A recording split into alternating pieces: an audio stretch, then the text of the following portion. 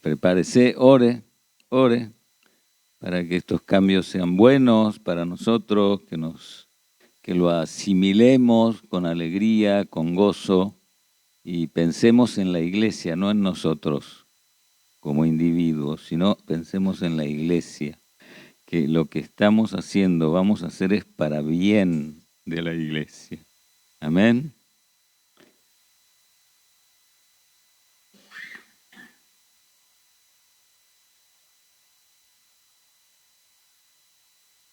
Quiero seguir un poquito con lo que hablé hace unos domingos, que es sobre la gracia de Dios. Y no lo cantamos. Lo íbamos a cantar y no lo cantamos. No, está bien. La gracia de Dios. ¿Qué es la gracia? A ver, ¿quién me dice así en voz alta, con seguridad, y no suavecito para que por las dudas se equivoque, nadie se entere? ¿Qué es la gracia de Dios? No es hacer chistes, no es reírse, ay, qué gracioso y simpático es. No, no, no. La gracia de Dios es algo inconmensurable, enorme. La condena que Dios nos perdonó. Estábamos condenados a muerte. Favor inmerecido. Muy bien. ¿Qué más?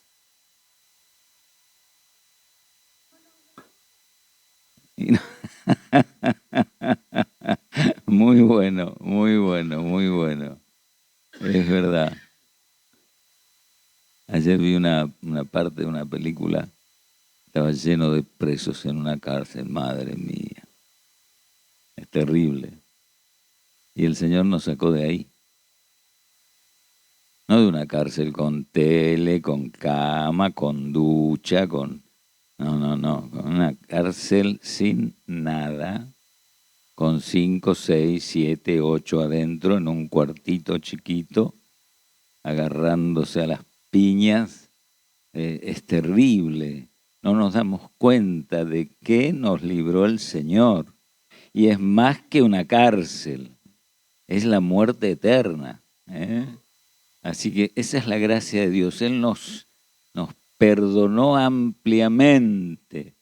No se le olvidó pecado por ahí. Ningún pecado, todos los pecados. Dijimos la otra vez que Dios se hace cargo, se hace responsable de nuestros pecados pasados, presentes y futuros. Él se hace cargo. ¿Qué es hacerse cargo? Tomar para sí el problema del otro. Amén. ¿Alguien más?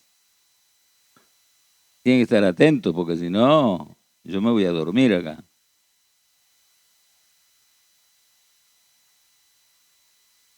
Él se hizo cargo. Él dijo, fue al banco y dijo, hay un hombre que debe 20 millones de pesos. Sí, bueno, yo la voy a pagar. Eso es hacerse cargo. Y de tantas otras maneras. Así que tengamos en cuenta lo que es la gracia, lo fundamental que es la gracia de Dios en el Evangelio. Eso es Evangelio, la gracia de Dios. Dios y su gracia nos libera y nos perdona. En la época del libro de Sofonías, es un libro bastante terrible porque Dios habla con su pueblo y le promete castigo tras castigo. ¿Y la gracia? No seamos pícaros. Castigo tras castigo por todo lo que hicieron desobedeciendo a Dios. Dios les dijo que ellos iban a ser un pueblo especial, su especial tesoro, y le tenían que seguir y obedecer. Y que no se copien del mundo, de las demás naciones, que no hagan las costumbres del mundo, sino las costumbres del reino de Dios. Amén. Si el mundo hace una cosa, que todo lo que hace está mal, mire ahora lo que está pasando en Oriente, Dios mío, cuánta maldad que tenemos en nuestro corazón. Tiramos una bomba donde sea y fabricamos más bombas, porque imagínense la cantidad que se han enviado de un lado para el otro. Significan millones y millones de dólares y después para dar de comer a un niño no hay. Eso es el mundo. Pues no imitemos las actitudes y las costumbres del mundo. Está bien, no tenemos bombas para tirar, pero hay otras piedritas que podemos tirar. Y Dios le promete un castigo ejemplar a Israel. Y le nombra a las naciones cercanas que le hicieron hacer lo que ellos hacían. Israel eligió el mundo. Dios gobernaba a Israel, pero Israel dijo, no, nosotros queremos un rey como las demás naciones. Samuel se puso a llorar porque él era el profeta, el sacerdote que gobernaba Israel puesto por Dios. Y Dios le dice a Samuel, no te preocupes, no es contra vos, es contra mí. Y ahí empezó todo el lío. Todo el lío. Algún rey más o menos suavizaba la cosa cada tanto, pero ahí se vino la hecatombe. De a poquito Israel se fue destruyendo y haciéndose más al mundo presente de ese momento. Así que les promete un castigo terrible. Pero, siempre hay un pero en la Biblia, o un entonces que habla de algo bueno. Era algo terrible lo que Dios prometía, y de golpe un pero. No está escrito, pero da a entender, o un entonces. Dice David después de pecar contra el Señor con Betsabé, dice, límpiame, Señor, y seré limpio, perdóname, etcétera, etcétera. Y dice, entonces predicaré a los impíos, diríamos, el Evangelio. Entonces, recién entonces, que tenga el corazón limpio, perdonado, transformado, entonces voy a predicar. Recién ahí voy a tener la capacidad de llevar tu palabra. Dice, para que los transgresores se conviertan a ti. Tremendo, ¿no? Qué bueno que es Dios. David pecó muy feo, muy mal. Era un hombre de acuerdo al corazón de Dios. Y lo que hizo fue aberrante. Y Dios le perdona. Le perdona, lo restaura. Eso es gracia de Dios. No es misericordia, es gracia. Es un favor inmerecido, es algo mucho más amplio. La misericordia está incluida en la gracia, la compasión está incluida, la bondad está incluida, el amor está incluido en la gracia. El Evangelio, igual gracia. Porque el Evangelio está personificado en la persona de Jesús. Y Jesús vino al mundo para ejercer gracia sobre nosotros y perdonarnos hasta los brasileros.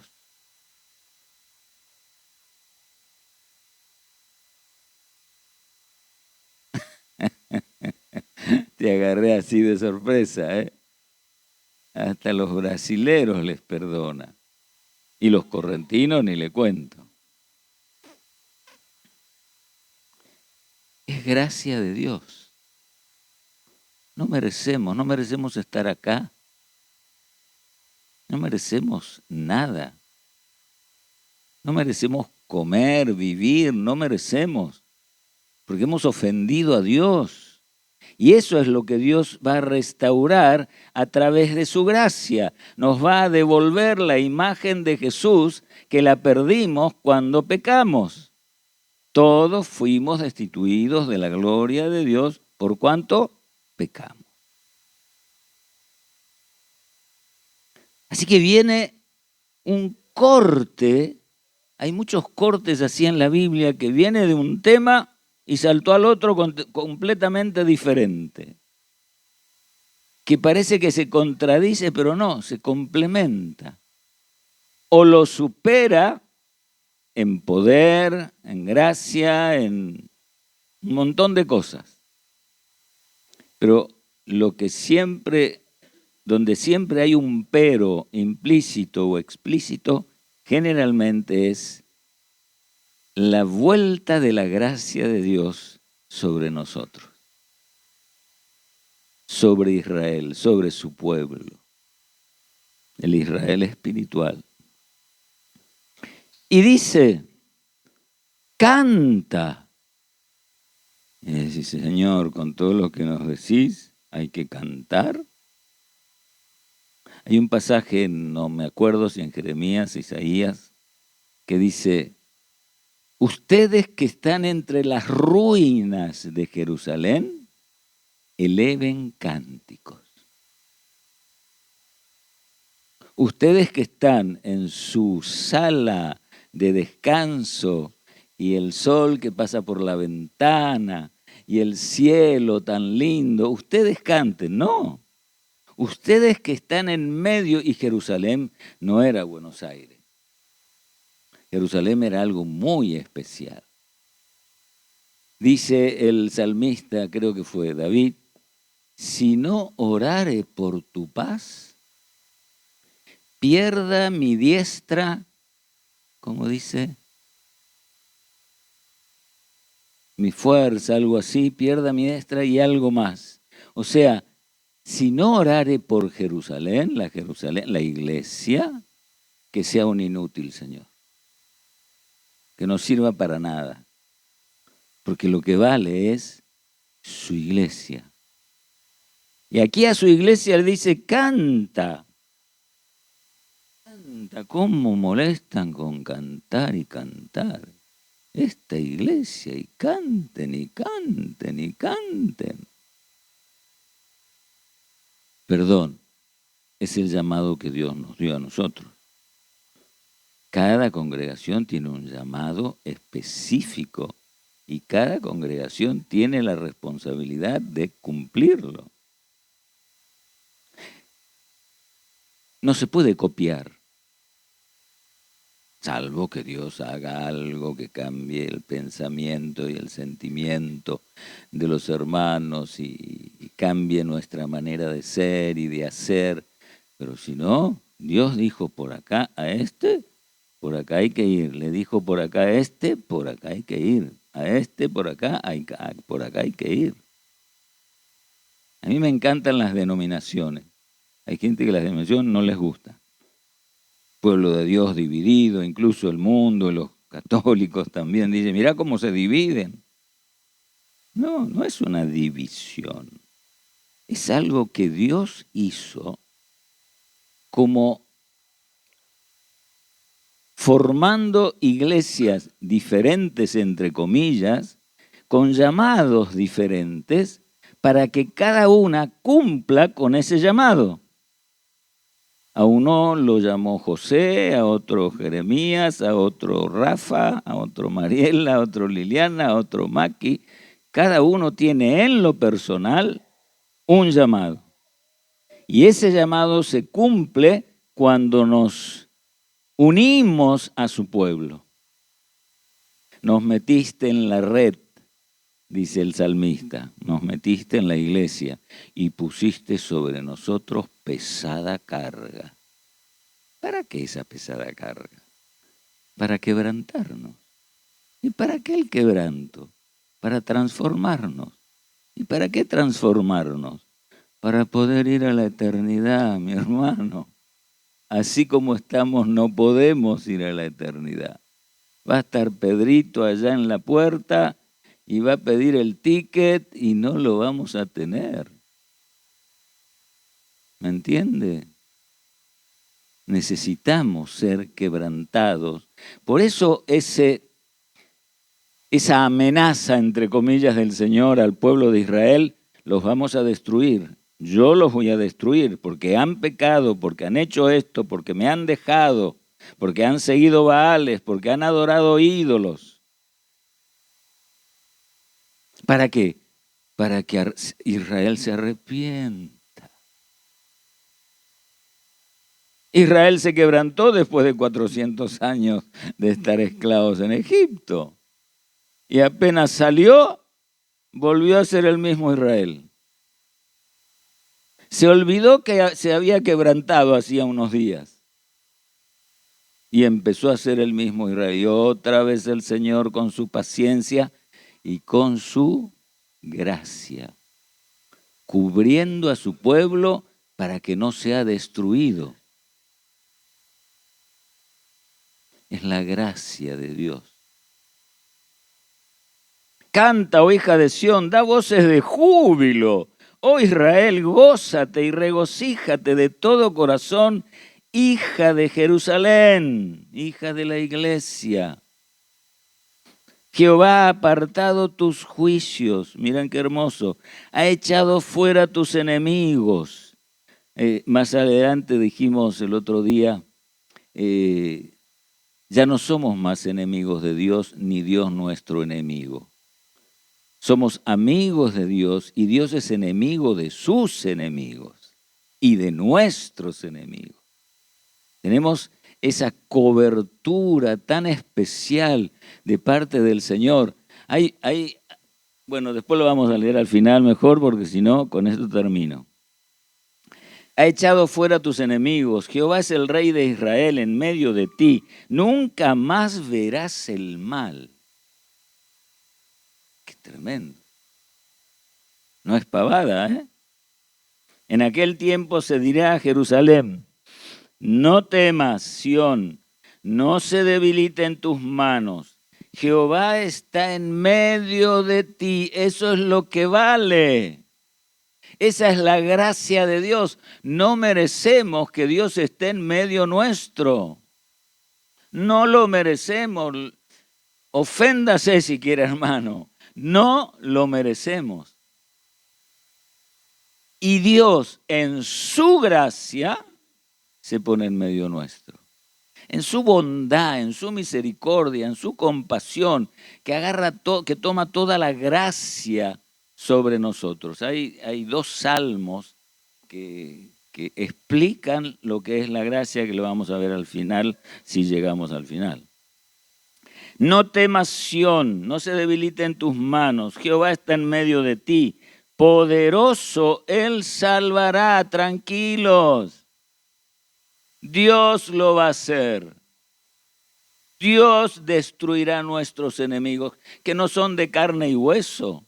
Son esas potestades demoníacas que dan vuelta por ahí tratando de molestar. ¿No siente a veces que el culto cuesta y no tengo ganas? Bueno, no están acá adentro, están arriba, pero molestan. Y a veces, y esto lo digo con mucho temor, el Salmo 16 dice, mis cuerdas me cayeron en lugares deleitosos y es hermosa la heredad que me ha tocado. Las cuerdas que me atan. No es el enemigo que me agarró y no me va a soltar.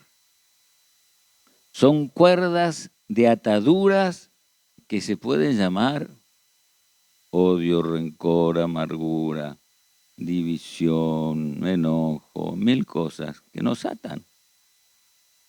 Esas cuerdas se caen en lugares deleitosos que son la presencia de Dios, donde su gracia nos libera.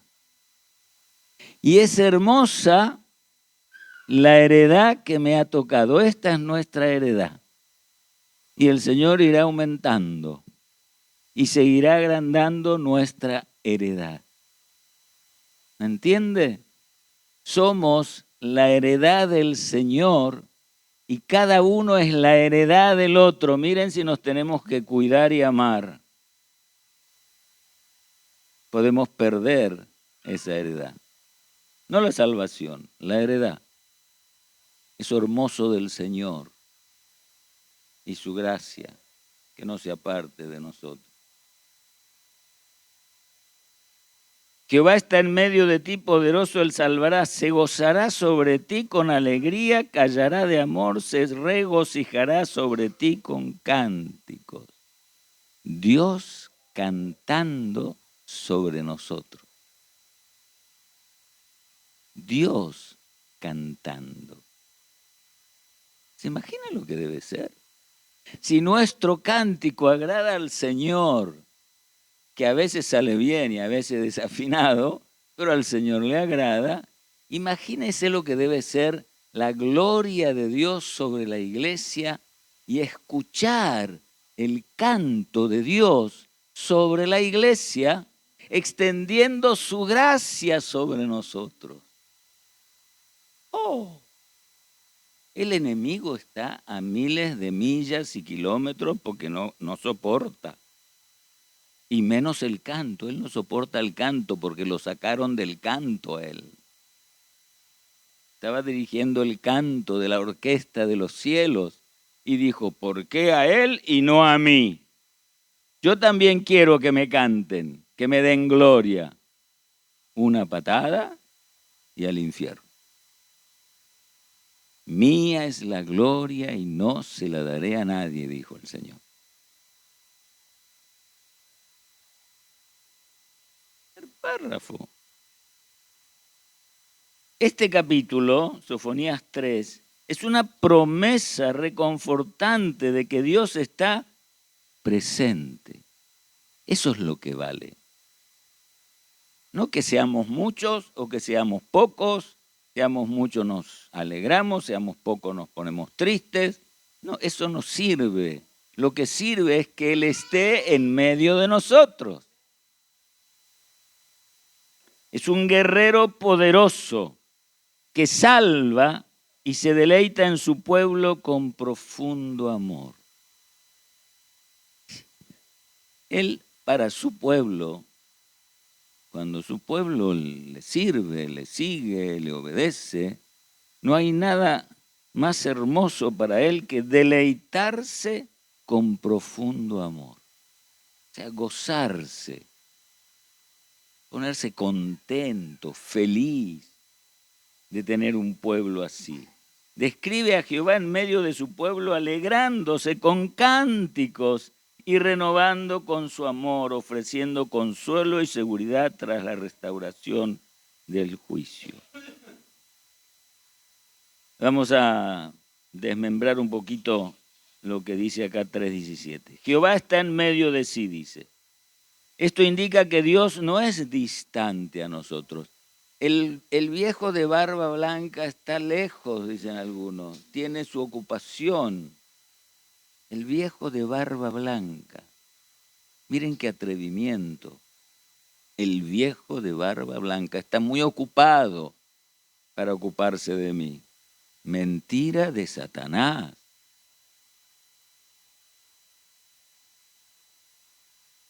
Dios no es distante, sino que está activo e involucrado, presente en la vida de su pueblo para protección. Van a venir tiempos de mucho miedo. Pues bueno, agarrémonos de su palabra y tratemos de no morirnos de miedo. Hay gente que la pasa peor en muchos lugares del mundo y no tienen miedo. Cantan. Lo que más hacen, cantan. Y a veces cantan suavecito para que no los escuchan los soldados o la policía que está afuera. Cantan suavecito, pero cantan. Nosotros tenemos libertad. Cantamos suavecito. Levantamos la mano así. O ponemos en el bolsillo, que es lindo, es cómodo poner en el bolsillo la mano. Pero no es nuestro trabajo es alabar al Señor. Poderoso Él salvará, se presenta a Dios como un guerrero victorioso capaz de rescatar y redimir de cualquier situación. Ese es nuestro Dios. Se gozará sobre ti con alegría. El texto hebreo sugiere una alegría tan intensa que implica bailar. ¿Qué le parece? Se gozará sobre ti con alegría. El texto hebreo sugiere una alegría tan intensa. Es algo eso que uno no puede soportar, que de alguna manera lo tiene que descargar. Y baila y danza para el Señor. Y el Señor lo aprueba y nos afloja un poquito. Danzar, bailar del pueblo de Dios en un culto de gozo es gracia. Si no está la gracia, no podemos bailar y saltar. No se nos da la gana o nos sentimos atados y no nos acercamos a la presencia del Señor. Hermanos, acá está la presencia del Señor. Más atrás, un poquito menos. De verdad. Más atrás, porque está la puerta a mano ahí. Para salir y justo tengo que ir al baño. No, acá, venga acá, saque la mesa, arrodíllese, abrace a su hermano, ore. Dios quiera que el mes de abril sea un mes poderoso. Y en mayo comenzaremos un estudio bíblico otra vez. Así que oren por esto. Vamos a ver cómo sale. Callará de amor, dice, significa que Dios ha resuelto su amor por nosotros y no tiene dudas ni preguntas, descansando en su amor incondicional, su gracia. Su gracia es el amor incondicional sobre su pueblo. Incondicional, no tiene condiciones. Por eso nos salva, porque si hubiera tenido condiciones y si Dios se hubiera sentido obligado de aplicar la gracia, ya no es gracia.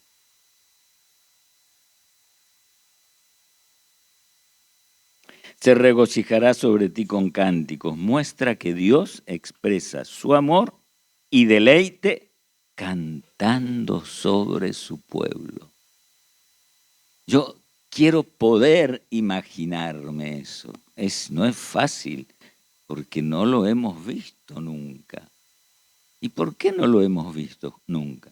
Porque nos falta esa entrega incondicional al Señor. Seamos honestos, yo también, seamos honestos. No, está todo bien, no pasa nada. No. Nos falta entrar en ese amor, en ese lugar de adoración, ese amor incondicional al Señor que ama a Jesús. Jesús, te amo.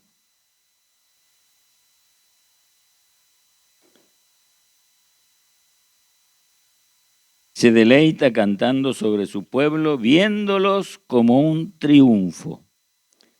Este versículo es un mensaje de esperanza que invita a confiar en la fortaleza de Dios y a experimentar su amor apasionado y restaurador. Dios nos restaura, nos hace de nuevo, no nos recicla, nos hace de nuevo. No cambia el durlo que está mal, cambia todo. Dios dice, se da a entender en este libro, que se hace cargo de nuestros pecados pasados, presentes y futuros. Así que no peque porque se hace cargo el Señor. Luche contra el pecado para poder disfrutar de la experiencia de Dios sobre nosotros, cubriéndonos con su gracia. Es la gracia de Dios, es su favor para nosotros. ¿Qué significa gracia en la Biblia? La gracia se refiere al favor inmerecido, como decía Graciela, que Dios nos muestra mediante su don de amor abundante y perdón total. Nunca podríamos ganarlo ni merecerlo. Su perdón, su gracia, su amor, nunca. Pero Él lo concede libremente por su bondad mediante la vida, muerte y resurrección de Jesús. Mire lo que es lo que costó la gracia, y esa gracia tan costosa está sobre la iglesia. Y nosotros como que no nos demos cuenta, a veces no sentimos nada, estamos bien. Cuando estamos bien es un peligro. Cuando estamos mal, el Señor se pone contento porque está trabajando en nuestra vida. Gracia proviene de la palabra griega charis, yaris, como el coche Toyota, que en esencia se refiere al don de Dios del favor inmerecido. Esta frase nos dice cómo se logra la salvación. La gracia. La gracia. Dios tiene mucha gracia para nosotros.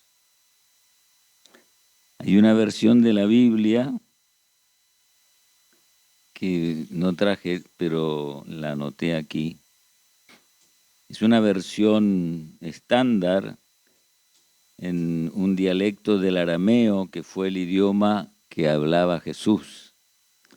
Entonces, la traducción de ese idioma ayuda a los traductores a entender mejor las costumbres y los dichos de la época. Y está muy bien eso. No es que hacemos una traducción como nos parece mejor para que la gente no se enoje. Hay versiones así, hoy en día. Esta era la Biblia común y simple que la leía todo el pueblo. Porque era simple. No era algo imposible de alcanzar como en la época de la Edad Media. El oscurantismo, la prohibición de tener una Biblia. No. Esta Biblia, este idioma, este lenguaje que el Señor utilizaba, era para que todos entendamos la gracia de Dios. Amén. Dice esta versión en 1 Pedro 5:10 al 11, 5:10 y 11. Sígalo en la Reina Valera para comparar un poquito los términos. El Dios de toda gracia, Él es el dueño de toda la gracia. No hay un pedacito para mí, ni para allá, ni para otro lado. Es toda la gracia de Dios para nosotros. Nos llamó a su gloria eterna. Su gloria eterna. Nos llamó Él a su gloria eterna. Una gloria que no termina jamás. Por medio de Jesucristo, el Dios de toda gracia, el Dios de todo Jesús. Nos llamó a su gloria eterna. Él es el resplandor de la gloria de Dios. Jesús es la encarnación de la gracia de Dios. No es lo que se habla la reencarnación, eso es una cosa horrible. Está hablando de la encarnación de Jesucristo en la gracia. Es quien nos ha permitido mientras padecemos, mira cómo dice, mientras padecemos estas leves aflicciones, seamos fortalecidos, afirmados y establecidos en Él para siempre. Las aflicciones del que le dio la espalda a Dios son terribles. Son terribles. Porque eso es negar a Dios, el desprecio a Dios. Eso es manchar su nombre. La Biblia dice, habéis, no me acuerdo ahora, bueno, como dice, de que amancillado su nombre. Eso es manchar, dañar, ensuciar el nombre del Señor. Los que han hecho eso, los sufrimientos, porque todos tenemos que sufrir, pero los sufrimientos de ellos son terribles, insoportables, aunque parezca que van bien por la calle, con un buen coche o una buena novia o un novio, los sufrimientos son terribles. Pero para nosotros son para afirmarnos en Él para siempre.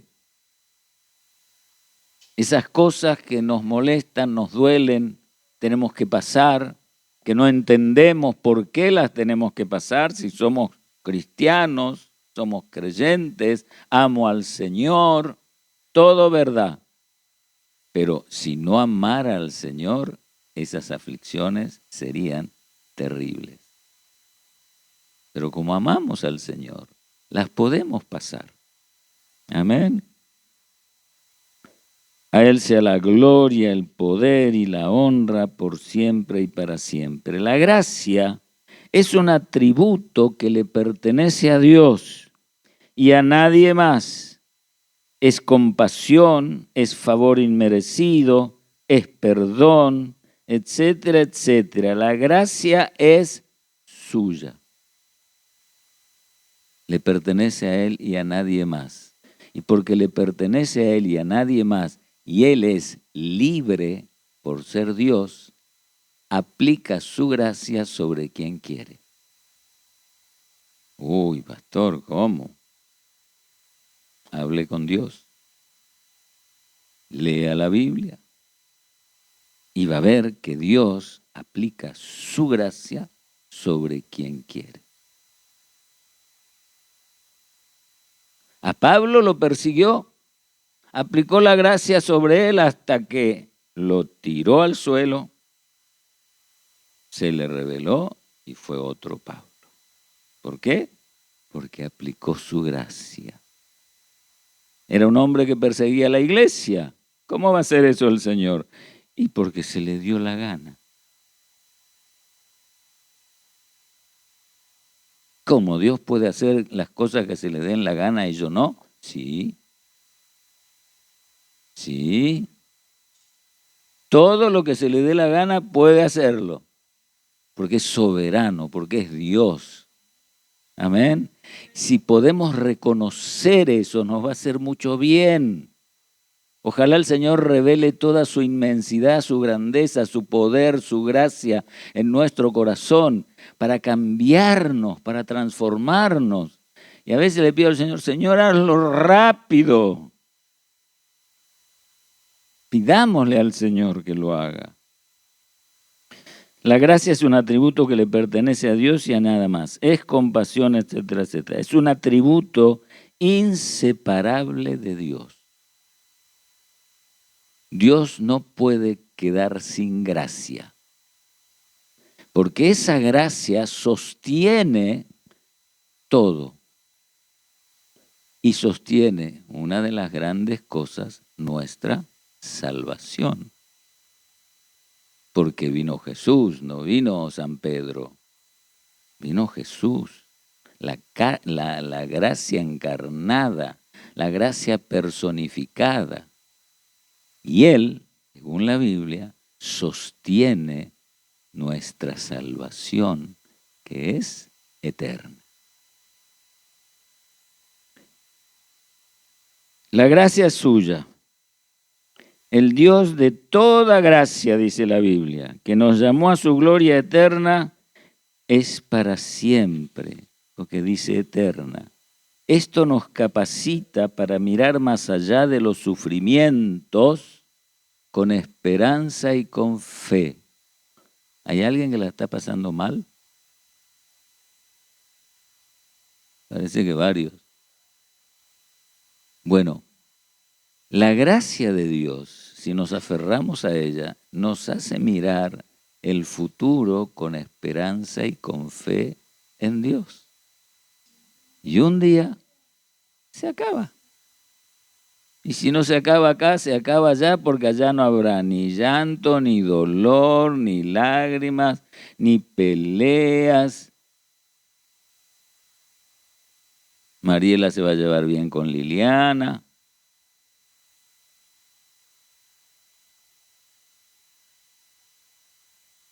Nos prepara para reinar el Señor.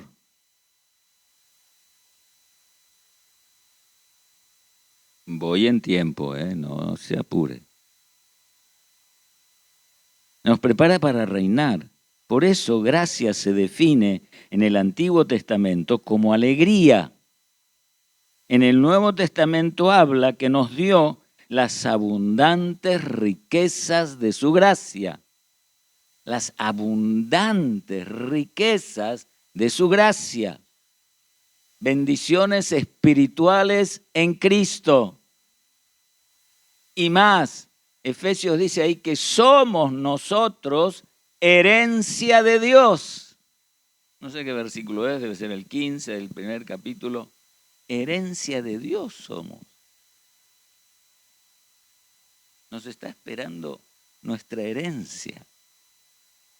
¿No le gustaría pensar ahora, voy a casa y me dijeron los que me vendieron la casa que en un lugar del suelo hay un tesoro?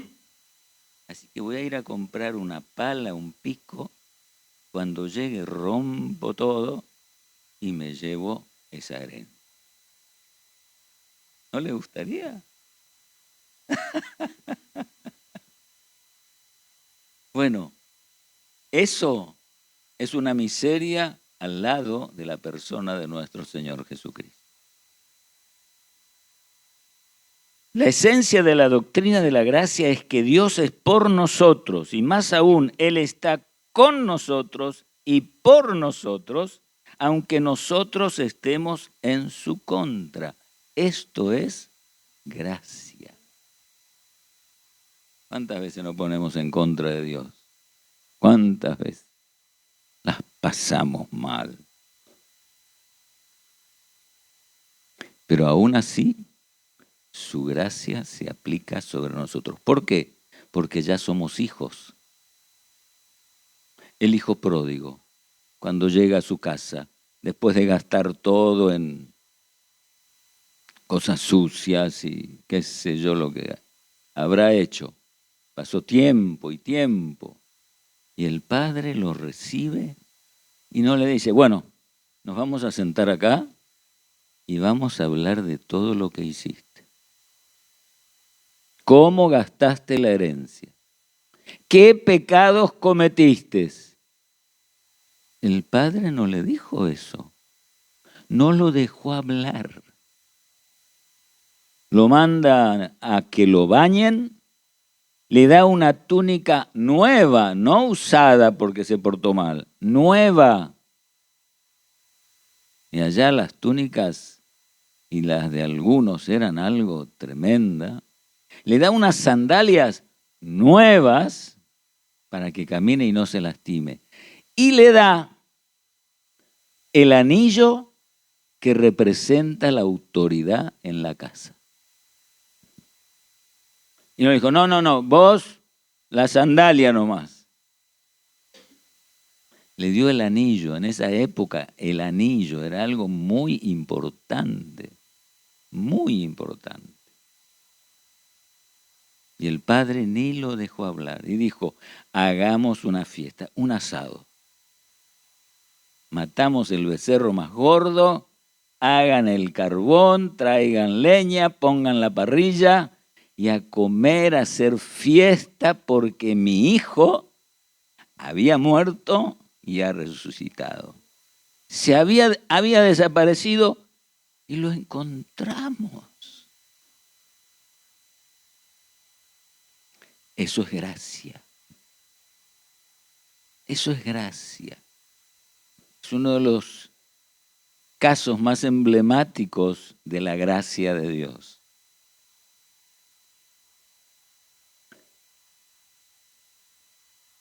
La gracia está encarnada, dijimos, en Jesús. Todo el Nuevo Testamento habla de Jesús como el ejecutor de la gracia de Dios.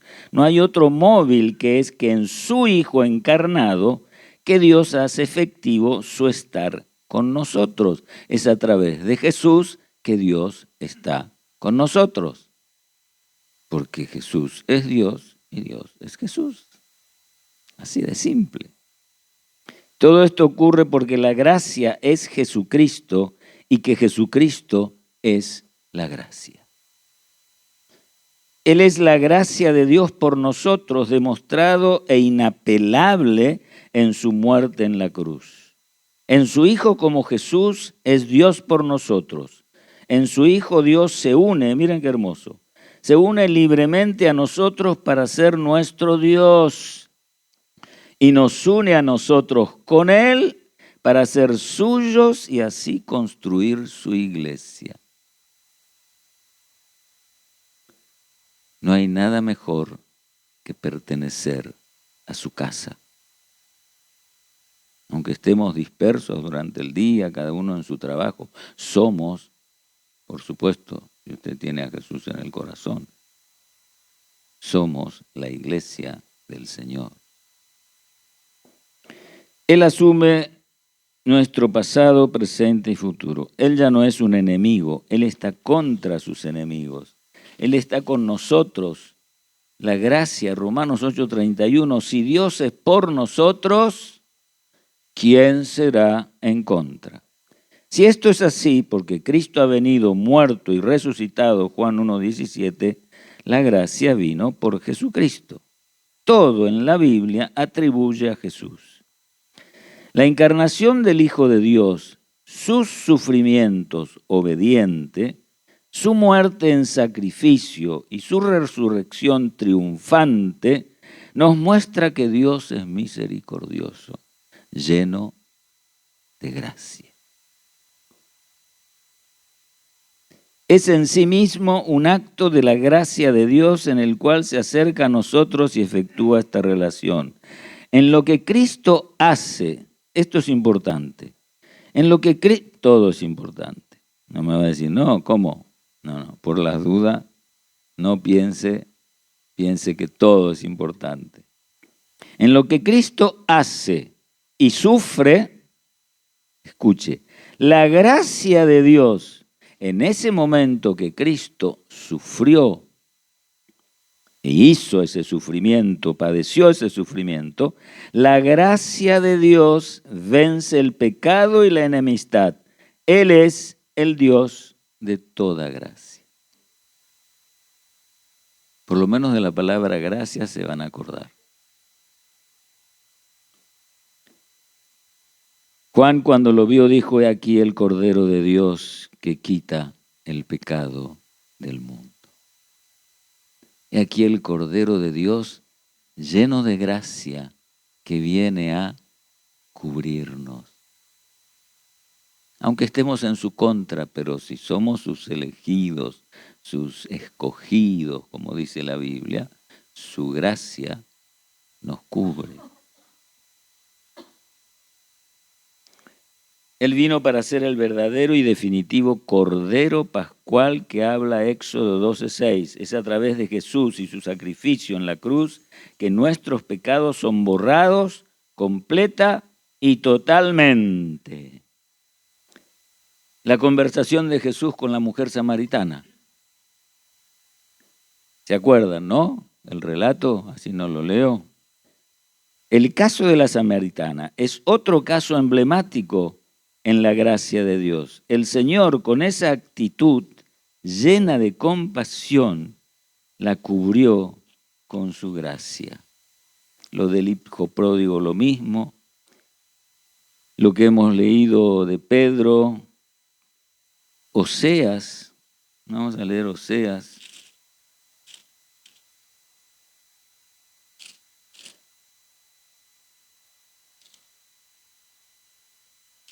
Lo de Pedro también me gustaría leer un poquito. No se enoje, tenga paciencia. Es el único culto importante que tenemos en la semana. Dice,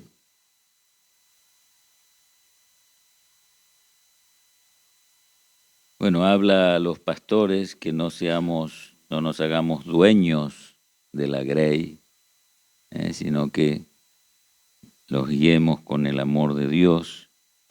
Y después dice, igualmente jóvenes, estad sujetos a los ancianos. Acá habla de los pastores, de los... hay una versión que dice dignatarios. Ah, wow, dignatarios. Alguno cuando ministro, a Papi, le pasó que yendo por Corrientes hace muchos años que hacía la obra misionera en un Falcon viejito, le paró la policía y él saca su carné de pastor. Y en esa época se ponía por lo general ministro ordenado.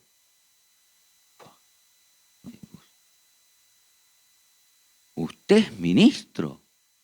Sí, le dice Fabi. Vaya nomás.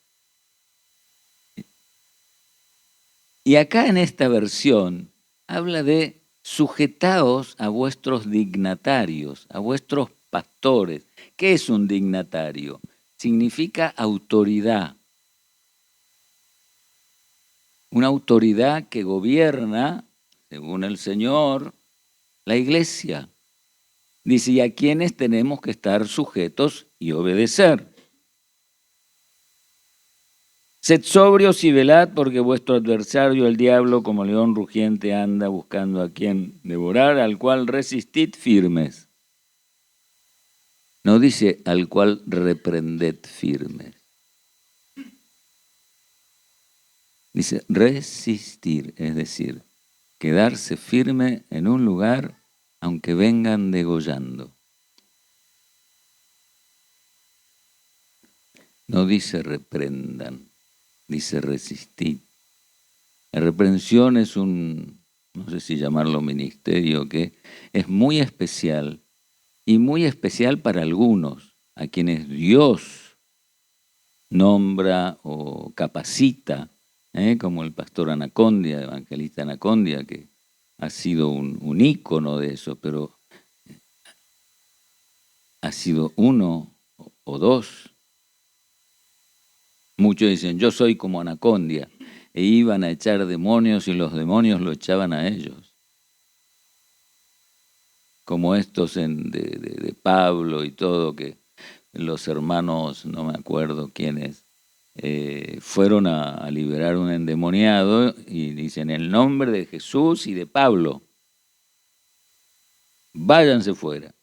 Y los demonios le dicen, mira, a Pablo conocemos, a Jesús conocemos, pero ¿ustedes quiénes son?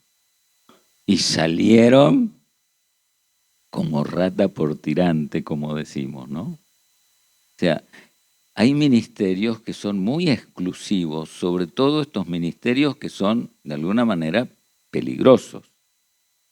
Si nos metemos en un terreno de tinieblas, es muy peligroso, sobre todo si Dios no nos ha mandado.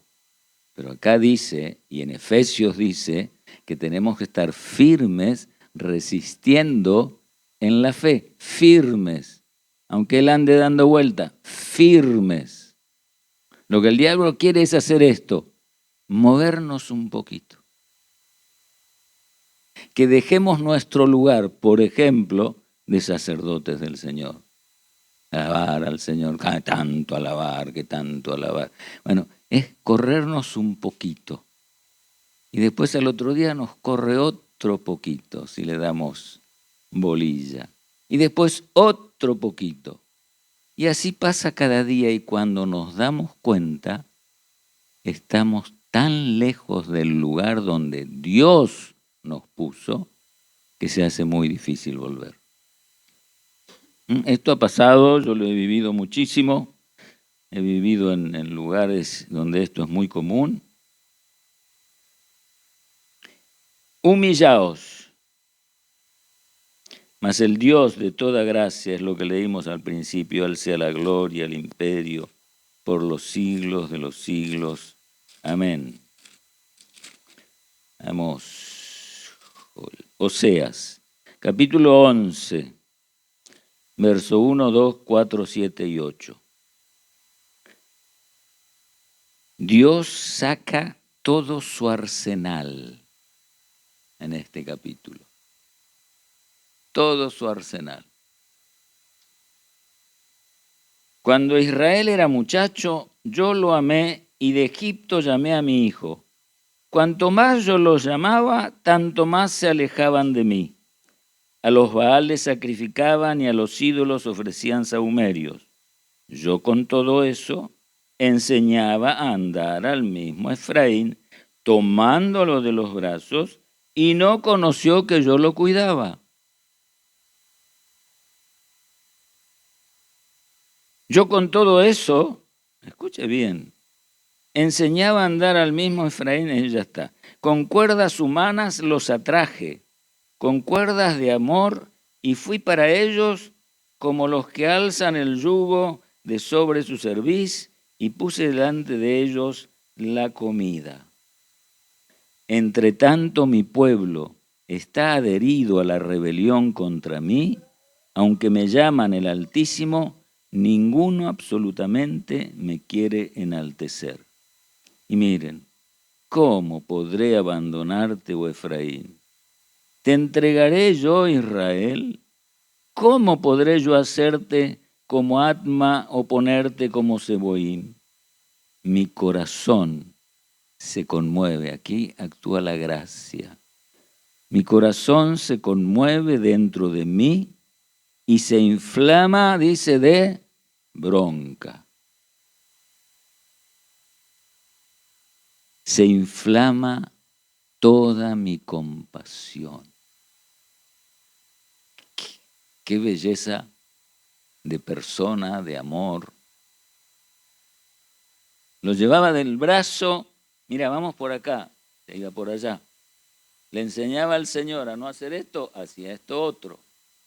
Y con todo, no lo destruyó, sino que su corazón, al ver tanta maldad en su corazón, se inflama de compasión.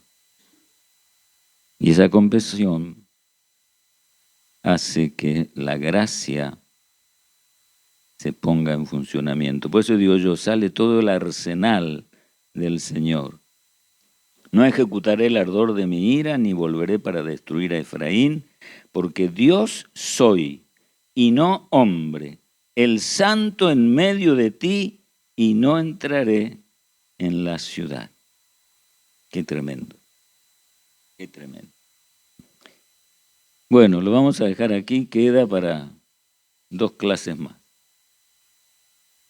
Porque si no me van a correr en casa, acá, yo no quiero problemas, quiero la gracia de Dios. Mire, vamos a 5 minutos. Abra la Biblia en el Salmo 23.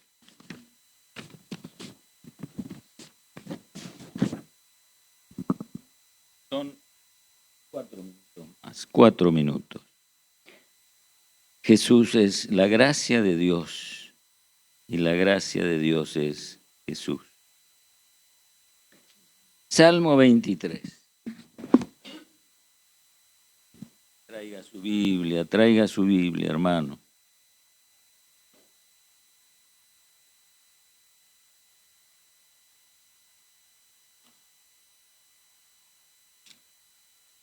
Salmo 23. ¿Lo podemos leer todos juntos? ¿Está ahí? No, no está. Ahí está. Vamos.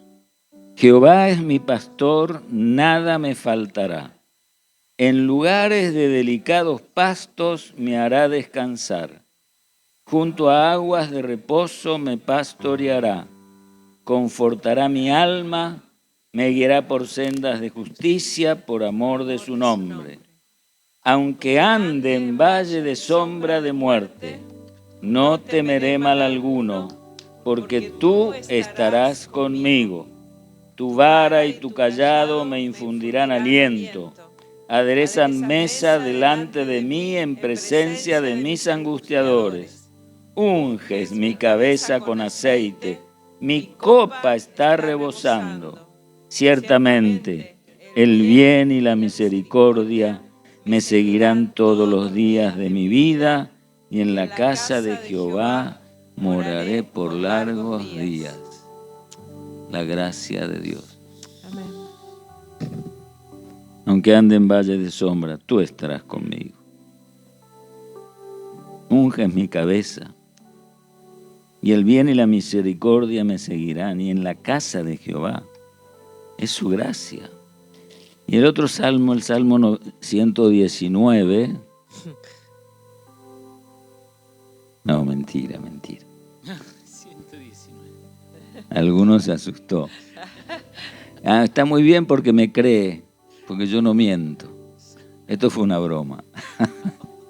Salmo 91, miren lo que es la gracia. Imagínense algo así, como esa cúpula que hizo Israel de hierro, que ya se la están rompiendo, pero para que no pasen los misiles y las bombas. Mire, el que habita al abrigo del Altísimo morará bajo la sombra del Omnipotente. Eso es gracia. Gracia es protección. La gracia es protección, es liberación. Diré yo a Jehová, esperanza mía y castillo mío, mi Dios, en quien confiaré.